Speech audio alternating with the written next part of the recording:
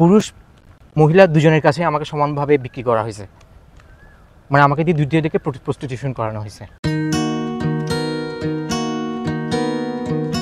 আজ আপনাদের একটা অন্যরকম গল্প শোনাতে এসেছি। এটি এমন একটি অন্যরকম গল্প যা আপনারা আগে হয়তো অনেকেই শোনেননি। আমার ইস্যুটা হচ্ছে যে ভাইয়া, যেহেতু একটা সামাজিক মান মর্যাদা আছে, আমার একটা সার্ভাইভ করতে হবে ভাই, একটা লাইফ লিড করতে হবে ভাই আমার থেকে চলতে গেলে। তো আমি যদি চলতে যাই, কিছু করতে যাই, তখন তো আমার কিছুই থাকবে না। কারণ আমি মানুষকে মান সম্মান দেখাবো কিভাবে? মানুষ বলবে যে প্রস্টিটিউশন, এই ছেলেটা একটা, মানুষ সমাজে একটা খারাপ কথা বলবে, তখন ওটা নিয়ে আমার ভালো থেকে খারাপ হয়ে যাবে। দেখবো যে আমি ভালো, আমি বাঁচতে চাইছি, কিন্তু আমার তখন বাঁচার থেকে মরণ ফাঁদটা বেছে নিতে হবে। কি এমন হয়েছে যে একজন পুরুষ মানুষকে এমন কথা বলতে হচ্ছে?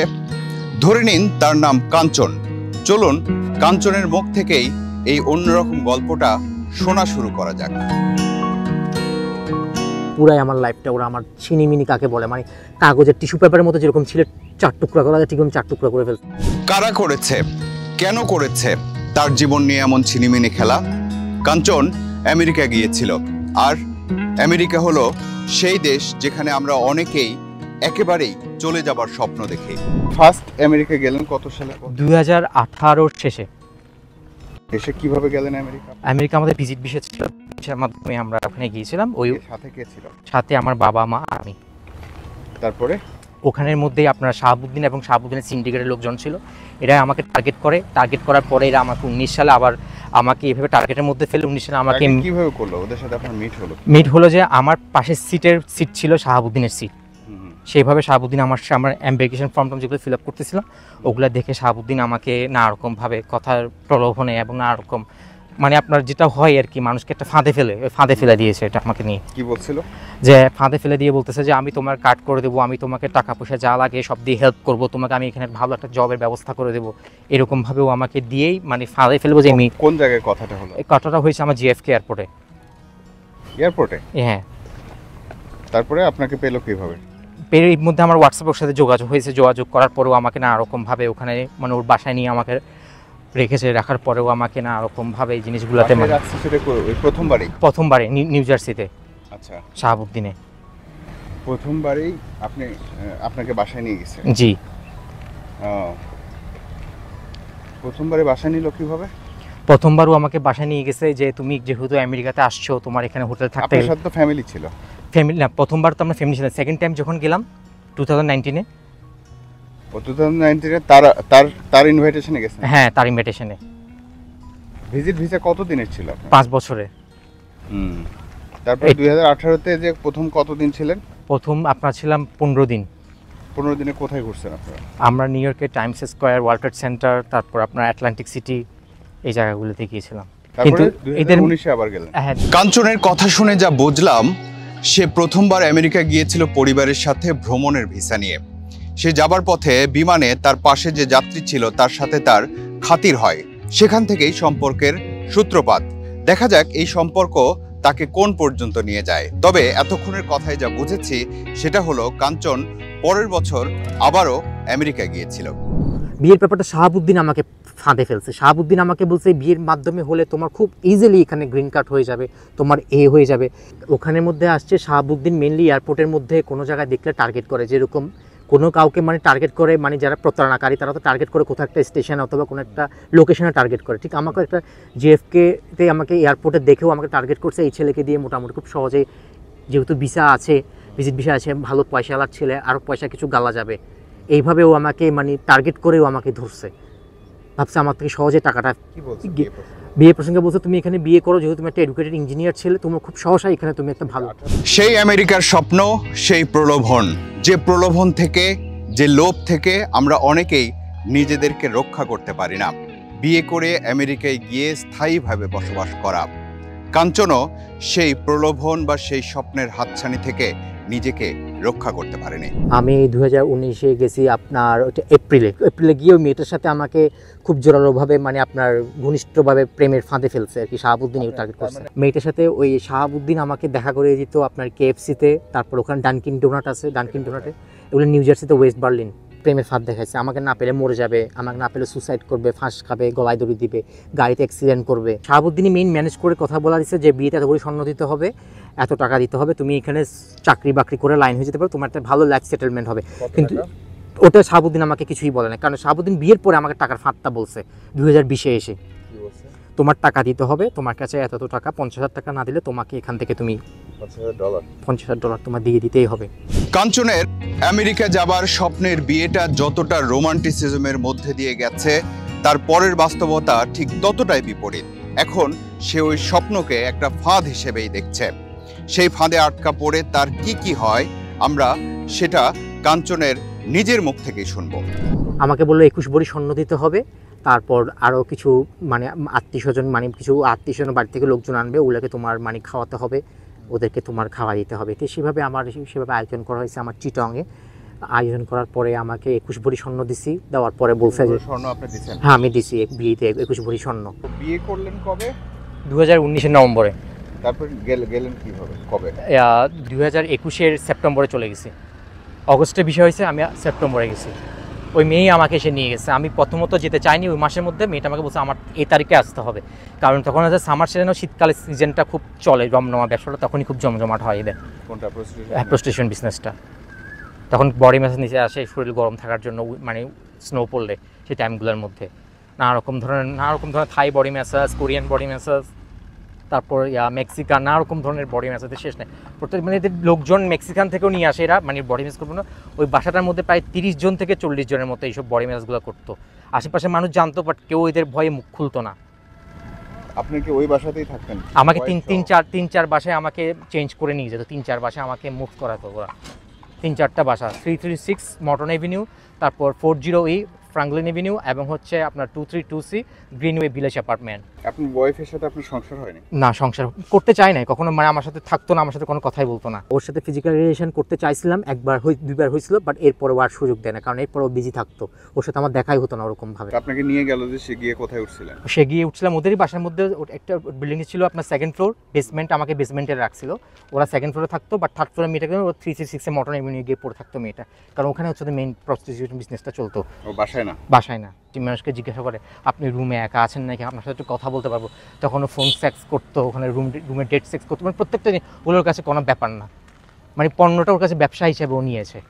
আর যে বাকি 6 ঘন্টা কাজ করতো, ওগুলা জাস্ট লিগ্যাল হিসাবে কার্ডগুলো নিয়ে রাখছে। 21 ভরি গোল্ড দিচ্ছে, তারপর 21 ভরি গোল্ড দেওয়ার পরে বলতেছে আমাকে যে আরও দিতে হবে আমাকে আমার টাকা, তারপর আমাকে এখানে নিয়ে যেতে হবে, মানে নানা রকম ওদের চাহিদার শেষ নেই। এগুলো আমি মানে মেন্টালি প্রচণ্ড সিক ছিলাম, এত সিক ছিলাম যে আমার সুসাইড করা ছাড়া কোনো মানে সমাজে আমি কীভাবে মুখ দেখাবো, যে মানুষকে কীভাবে বলবো একটা ছেলে প্রস্টিটিউশন হয়ে গেছে, গিয়ে এগুলো করতেছে। এগুলো টিভি সিনেমায় দেখছিলাম এক সময়, কিন্তু বাস্তবে যে এসে আমি যে ওটার ভিকটিম হবো আমি নিজেও কখনো কল্পনা করতে পারি না। আপনার তো এখন গ্রিন কার্ড আছে নাকি? নাই। আমার গ্রিন কার্ডটা জব্দ করে ফেলছে, ওরা রেখে দিছে। গ্রিন কার্ড, আমার স্টেট আইডি, আমার ড্রাইভিং লাইসেন্স, আমার সোশ্যাল কার্ড, আমার কাছে কিছুই নাই, সব রেখে দিছে। যেটা আমেরিকার ল অনুযায়ী একটা পুরুষ যদি একটা মেয়ে যদি বিয়ে করে, আমেরিকার ল অনুযায়ী ওটা থাকার কথা ওর হাতে, এবং না দিলে ওটা আমেরিকার ভাওয়া বলো এটাকে, ওই ভাওয়া অনুযায়ী একটা মামলা করার কথা। বাট আমি কীভাবে করবো, কারণ আমার তো আমেরিকার কিছুই ছিল না আমার কাছে। বিয়ে তাহলে হয়ে গেল বিভীষিকা। তারপর কি হলো কাঞ্চনের? কেন সে নিজের নামের সাথে বারবার প্রস্টিটিউশন বা প্রতিতাবৃত্তির শব্দটা ব্যবহার করছে? ভয়ঙ্কর, খুবই ভয়ঙ্কর। এদের নেটওয়ার্কটা বিশাল ভাইয়া। মেন নেটওয়ার্কের লোক হচ্ছে শাহাবুদ্দিন সব কিছু ম্যানেজ করছে। যথেষ্ট পরিমাণ আপনার ইনভেস্টমেন্ট করে, এমন ইনভেস্টমেন্ট করে প্রত্যেকটা জায়গার মধ্যে বলার বাইরে। ওর টার্গেট ছিল যদি আমাকে বিয়ে করায় ফেলতে পারে, ও বাকি পয়সাটাও গেলে নিয়ে ফেলতে পারবে, যে কোনো সিস্টেম হাও। মানে কত টাকা দিলে হবে এটা বলতে? ও আমাকে বলছে প্রথমে আমাকে বলছে $80,000 নিই, শুধু তো যেহেতু তুমি একটা এডুকেটেড ছিল তোমার জন্য আমরা $60,000 এটা ধরবো। তারপর এটার মধ্যে আমি যখন কোনো প্রকার মানে এইসব ব্যাপারগুলো আমি পারতেছি না, আমাকে বলছে দেশের থেকে তুমি না পারলে তো $25,000 নিয়ে আসো যে কোনো উপায় তোমার বাবা মার থেকে বলে। আমার বাবা মাকে এখানে মেন্টালি যখন টর্চার করে, ফিজিক্যাল টর্চার করা হয়েছে, তখন এই টাকাগুলো মানে দেওয়ার জন্য অনেক প্রেশার ক্রিয়েট করছে। আমার আম্মু কিডনি পেশেন্ট, আমার আম্মুকে চুল ধরে মুঠি ধরে টেনে হেসরে ওই একটা মহিলা নিয়ে আসছে। তার মানে আমেরিকায় স্বপ্নের আকাশে ডানা মেলতে পারেনি কাঞ্চন, বরং খাঁচাই বন্দি জীবন হয়েছে তার। সেই খাঁচাই বন্দি জীবনে কি কি ভয়ঙ্কর কাজ করতে হয়েছে কাঞ্চনকে, চলুন এবার তার মুখ থেকে শুনি। ফার্স্ট যেটা আমার ক্লায়েন্ট আসছে, আমার ক্লায়েন্ট থেকে বলা হয়েছে আমাকে এর বডি ম্যাসাজ করতে হবে, বডি ম্যাসাজ করতে হবে, তুমি এর বডি ম্যাসাজ করো। আমি অপারগতা, হ্যাঁ ছেলে ছিল এটা, অপারগতা প্রকাশ করার পরে আমি চলে আসছি রুম থেকে। তখন ওই ক্লায়েন্ট একটু বিরক্ত বোধ করছে। তারপর ওখানের মধ্যে রাজীব গেছে, রাজীব গিয়ে বডি ম্যাসাজ করে কাস্টমারটাকে বিদায় করছে। পরে একটা মহিলা আসছে, মহিলার সাথে আমাকে জোর করে করানো হয়েছে ফিজিক্যাল রিলেশন। তারপর করানোর পরে আমাকে আরেকটা পুরুষ আসছে, ওখানের মধ্যে পুরুষটা আসার পরেই আমাকে এগুলো করে। এদেরগুলো খুব বিশাল, এদের মেন কথা এদের যদি মানে যারা এদের ধান্দায় পড়ে নাই, মানে মুখ খুলে নেয়, ওখান থেকে চুপচাপ থেকে সহ্য করে বুঝে নিয়ে বেঁচে গেছে।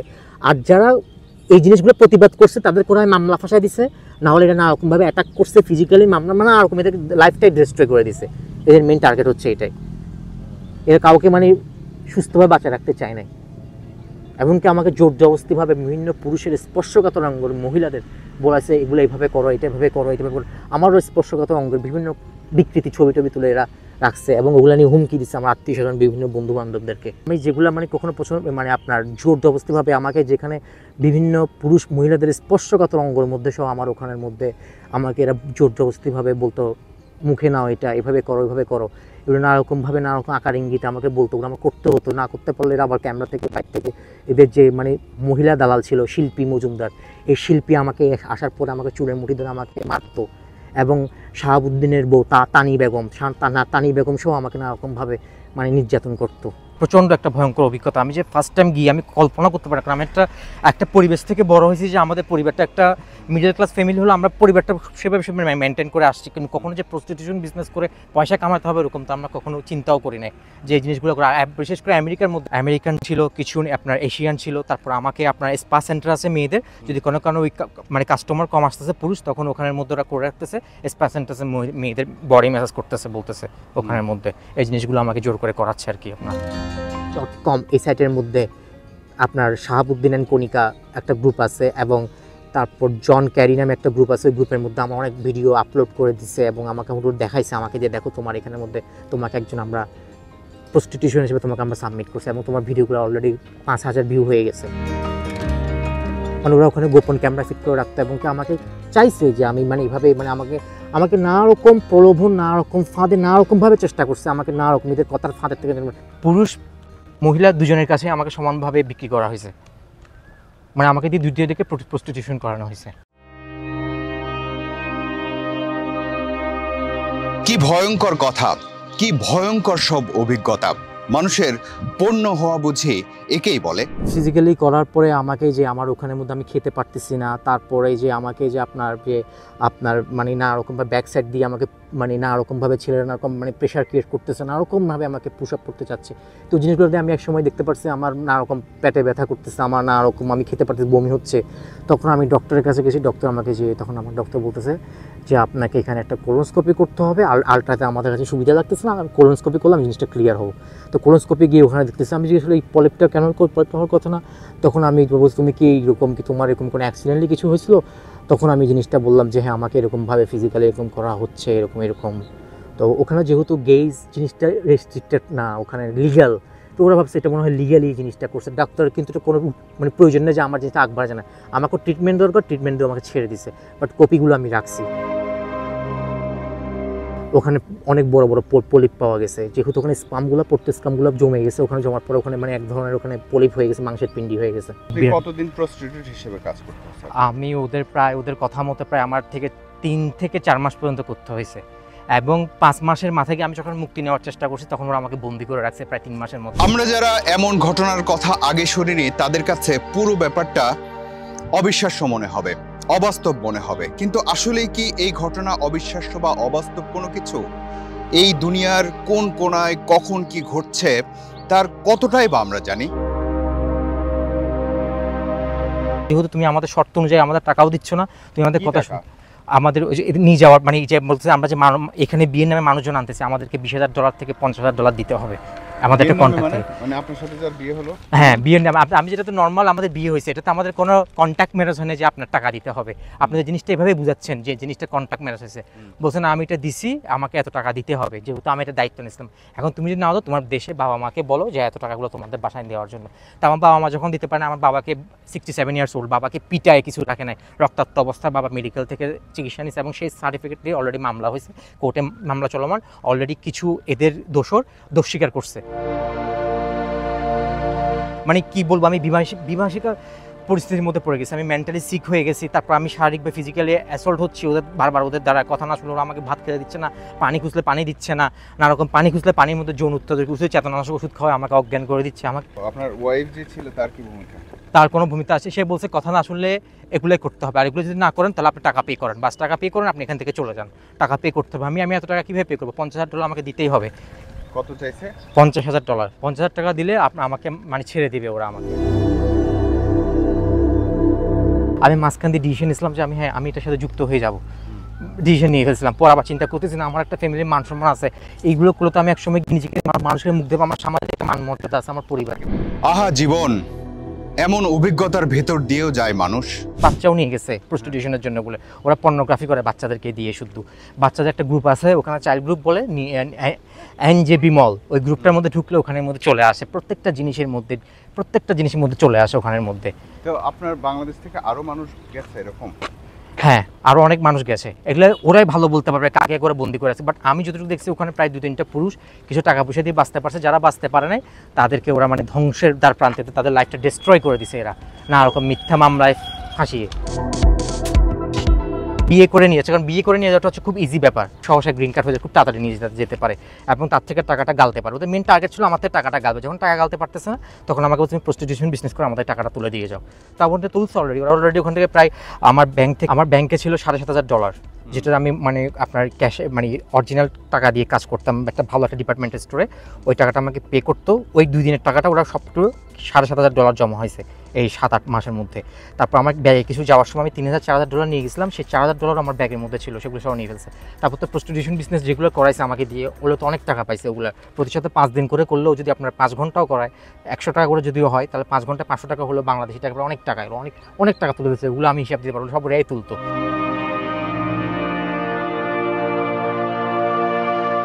আপনি বের হয়ে আসছেন কিভাবে? আমি বের হয়ে এসেছি, ওখানে মানবাধিকার সংগঠনের সাথে কথা বলছি। কথা বলার পরে এরা আমাকে বলছে যে তুমি যদি এখান থেকে যেতে চাও তোমার এখন বেশি উপকার হবে, তুমি ম্যানেজ করো, তোমার যদি কেউ থেকে পারো। তারপর ওখানে আমি ওদের কাছে অনেক কান্নাকাটি করার পরে ওরা আমাকে $1,200 দিছে। $1,200 দিয়ে টিকিট কেটে ওরা আমাকে ফ্লাইটে করে পাঠিয়ে দিছে। আমি এক হাতে এক কাপড় এক চোপড়ে দেশে চলে আসছি।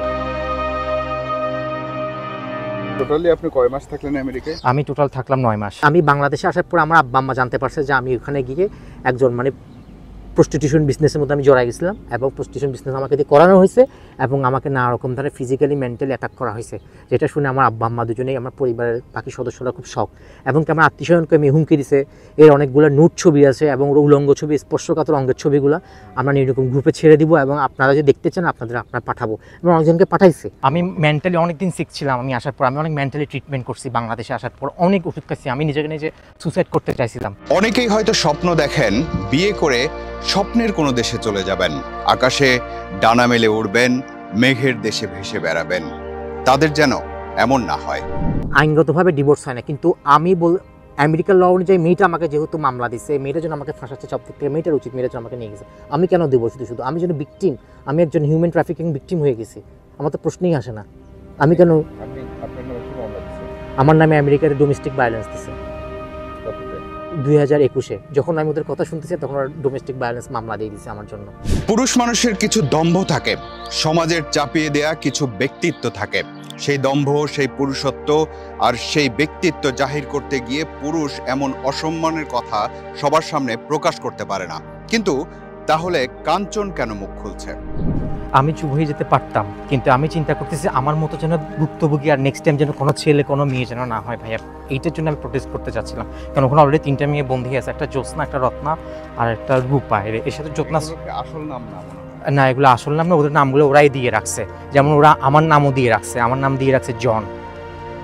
হ্যাঁ, জন নামে আমাকে দিয়ে রাখছে এবং আমাকে অনেক চেষ্টা করছে। আমাকে বলছে তুমি যদি এখান থেকে কোনো প্রকার তুমি লিগালি অ্যাকশন নিতে চাও তাহলে কিন্তু আমরা তোমার বিরুদ্ধে অ্যাকশন নিয়ে ফেলবো। জ্যোৎস্না মেয়েটা অনেক কান্নাকাটি করছে, আমাকে রক্ষা করেন ভাই, আমাকে একটাবার আমাকে এখান থেকে, আপনি পালিয়ে যান। পালিয়ে আমি কোথায় যাবো? কারণ উনি কথা বলতে পারে না ইংলিশ ভাষায়, ওনাকে মেক্সিকো দিয়ে নিয়ে গেছে। এখন তাহলে কি চায় কাঞ্চন? আমার কাছে দাবি ভাইয়া, আপনি এমনভাবে জোরালোভাবে একটা উপস্থাপন করবেন যেন সমাজে আমার মতো যেন ভিকটিম সেকেন্ড টাইম কোনো পুরুষ, কোনো মহিলা, কোনো ছেলে এই আমেরিকায় যাওয়ার প্রলোভনে ফাঁদে না পড়ে, যেন কোনো প্রকার নিজের লাইফটা ডিস্ট্রয় না করতে পারে। এবং যে এদের প্রতারণার নেটওয়ার্কটা অনেক বিশাল, এরা যেন কেউর ক্ষতি করতে না পারে আর কোনো প্রকার কোথাও যেন কোনো প্রকার কিছুতে। এরা মানুষকে তো মানে মেরে ফেলা এদের কাছে কোনো ব্যাপার না। ছেলেকালে আমাকে এত পরিমাণ যে আপনার সুগার জাতীয় ওষুধ খাওয়াইছে, মানে আপনার মানে সেক্সুয়াল ওষুধগুলা, যে ওগুলো খাওয়ার পর আমার শরীরে ব্লাডের মধ্যে ডায়াবেটিস চলে আসছে। কাঞ্চন বলছে তার সাথে যে ঘটনা ঘটেছে সে ঘটনায় একটি মামলা চলমান আছে। আমরা বিশ্বাস করি আইনই তাকে ন্যায় বিচার পাওয়ার অধিকার নিশ্চিত করে দেবে। আমরা এটাও প্রত্যাশা করি আর কোনো মানুষ, আর কোনো নারী, আর কোনো পুরুষ যেন এমন জঘন্যতম, এমন ভয়ঙ্কর অভিজ্ঞতার ভেতর দিয়ে না যায়।